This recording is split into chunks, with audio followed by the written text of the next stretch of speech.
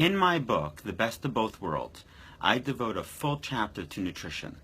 If you were to take away all of my other tools as a veterinarian, all other modalities, all surgical options, all medicinal remedies, but were willing to implement a prescribed diet designed for your pet, I'd still be able to treat many of the diseases and symptoms I treat in my hospital today.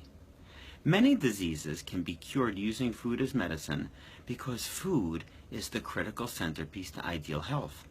In fact, there is no ideal health created without it. Unfortunately, the way we feed our dogs today would be considered absolutely unacceptable as a way of feeding our children, even according to the standard American diet. Imagine this. You have an active 3-year-old daughter. For breakfast, you feed her a bowl of shredded wheat and almond milk. Not an entirely awful breakfast, really. Then, when lunchtime rolls around, you feed her a bowl of shredded wheat and almond milk, a snack of a bowl of shredded wheat and almond milk at 3 p.m., and a bowl of shredded wheat and almond milk for dinner.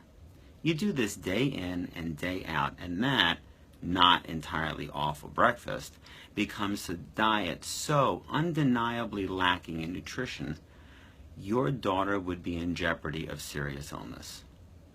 The same is true of our dogs. We pick a not entirely awful kibble and then feed it to them day in and day out, wondering why their health is suffering.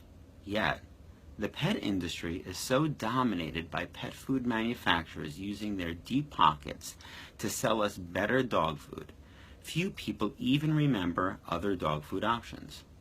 Have you ever contemplated how a dog food company could state that there is one appropriate exact recipe or diet that you can feed your dog for every meal of its entire life and it result in good health? What if Kellogg's made the same claim for your children?